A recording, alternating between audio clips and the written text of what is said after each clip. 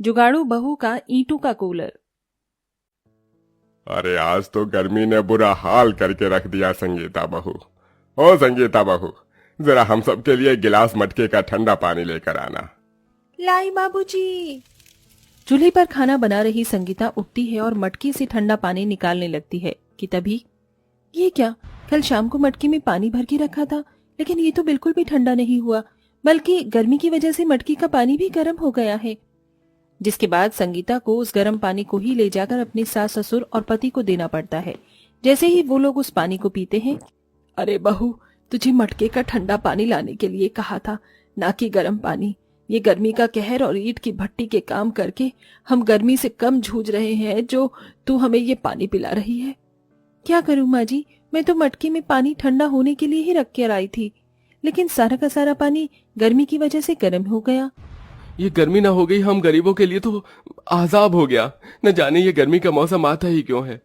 अपने पति और सास ससुर की बात सुन संगीता को उनके लिए काफी बुरा लगता है, जिसके बाद वो सभी ना चाहते हुए भी उस गर्म पानी को पी लेते हैं। ऐसे ही शाम होती है और हर रोज की तरह संगीता अपने घर के आंगन में लगे पौधों को पानी दे रही होती है। संगीता के आंगन में ढेर सारे पौधे, घास थी। संगीता सबको पानी दे ही रही होती है कि तभी वो देखती है, ये क्या, इतनी गर्मी हो रही है, लेकिन फिर भी ये सारी घास और इसकी मिट्टी इतनी ठंडी है। अरे हाँ, जब मैं छोटी थी तो मेरी टीचर ने कहा था कि जमीन के अंदर की मिट्टी हमेशा ठंडी ही रहती है। अगर मैं इनकी मदद से पानी को ठंडा रख पाई तो मेरे परिवार वाले भी इस गर्मी में ठंडा पानी पी सकते हैं। संगीता आंगन से ढेर सारी मिट्टी उठाती है और फिर उसे अच्छे से गिलाकर मटके के चारों तरफ उस मिट्टी को लीप देती है। साथ ही साथ उसके ऊपर ढेर सारी घास लगाकर बाहर से पानी की छींटे मारकर अंदर पानी भर देती है और सिर्फ कुछ ही घंटे में मटके का पानी बिल्कुल फ्रिज के पानी जितना ठंडा हो जाता है। रात को खाने के बाद जैसे ही सभी लोग उस मटके का पानी पीते हैं, अरे बहू, तेरे जुगाड़ से तो सच में ये पानी ठंडा हो गया।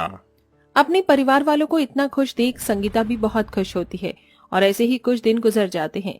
संगीता और सुमित्रा मिलकर एक दिन आंगन में कपड़े धो रही होती हैं। बहू, जरा जाकर हैंडपंप से एक बाल्टी पानी लेकर आना, कपड़े खंगालने हैं।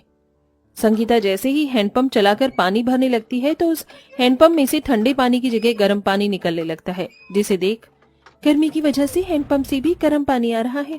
अब हम क्या करें? इतनी भयंकर गर्मी में दोनों सास बहू के लिए गर्म पानी में कपड़े धोना नामुमकिन था, जिसके चलते अब दोनों सास बहू परेशान होने लगती हैं कि तभी संगीता के मन में एक और नया जुगाड़ आता है और वो जल्दी से 2-3 बोरी लेकर उसे गीला कर हैंडपंप पर बांध देती है। थोड़ी देर बाद संगीता जैसे ही हैंडपंप चलाती है तो उसके अंदर से ठंडा पानी आने लगता है। अरे वाह मेरी जुगाड़ू बहू, तूने तो इस हैंडपंप के पानी को भी ठंडा कर दिया, नजर न लगे मेरी जुगाड़ू बहू को। संगीता हमेशा अपने किसी न किसी जुगाड़ से गर्मी को दूर करने की कोशिश किया करती थी, लेकिन बढ़ती गर्मी की वजह से सबका हाल बेहाल हो गया था। अरे बाप रे बाप, मुझे तो ऐसा लग रहा है कि मैं अभी भी इनकी भट्टी में ही काम कर रहा हूँ। अरे अब तो इस गर्मी में इस घर में रहना दुश्वार हो गया है। बेटा, इस टीन की छत की वजह से ये सब हो रहा है। सोचा था इस साल इस टीन की छत को हटवाकर और पत्थर की छत बनवाऊंगा, लेकिन पैसों की कमी के चलते इसे न कर सका।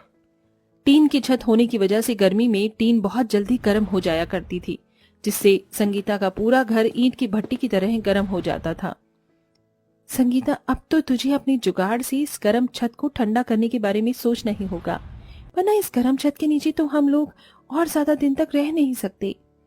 संगीता आंगन में बैठी बैठी इतना सोच ही रही होती है कि तभी उसकी नजर हैंडपंप पर जाती है, जिसको संगीता ने बोरे से बांध रखा था।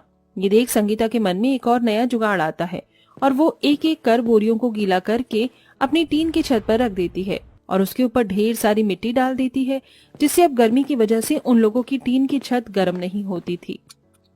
अरे वाह बहू, तूने तो आज हमारी टीन की छत को भी ठंडा कर दिया। और नहीं तो क्या बाबूजी, अब आपको दूसरी छत बनवाने की कोई जरूरत नहीं है। आप लोगों की जुगाड़ू बहू और मेरी जुगाड़ू पत्नी ने इस टीन की गर्म छत को भी ठंडा करके रख दिया।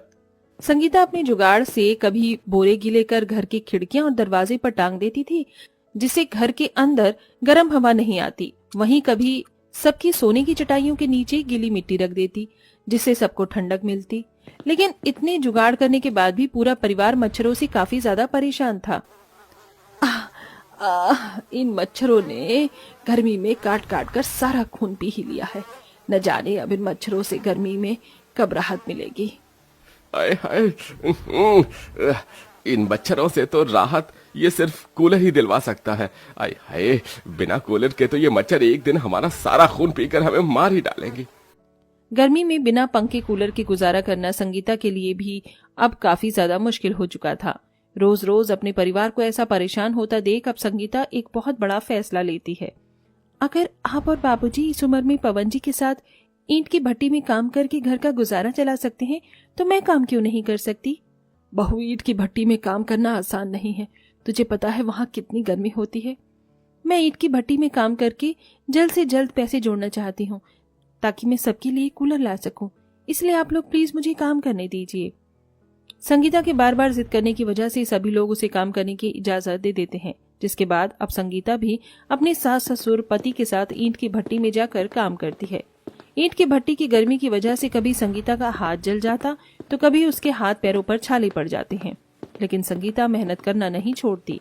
1 महीने काम करने के बावजूद भी संगीता 500 रुपए ही जमा कर पाई थी, जिसका उसे बहुत दुख था। एक दिन संगीता और रोज की तरह ईंट की भट्टी में काम कर रही होती है कि तभी उसकी नजर सामने चल रहे कंस्ट्रक्शन साइट पर जाती है। ईंट की दीवार पर पानी मारने से ये काफी ठंडी रहती होगी ना। पुराने जमाने में लोग ईंट और कच्ची मिट्टी के घरों में रहते थे, इसीलिए उन्हें गर्मी नहीं लगती थी। 1 मिनट, अरे ये चीज मैंने पहले क्यों नहीं सोची।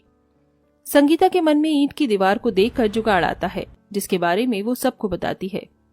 संगीता, तुम क्या कह रही हो? भला ऐसे कैसे हो सकता है? क्यों नहीं हो सकता? ईंट की 4 दीवारें बनकर तैयार कर सकती हैं, तो इनका कूलर क्यों नहीं। हम घर में ईंट की 4 दीवारें बनाएंगे और उसी बीच में से काट कर उसके अंदर एक मोटर फिक्स कर देंगे, जिससे हमारा ईंट का कूलर पूरा बनकर तैयार हो जाएगा।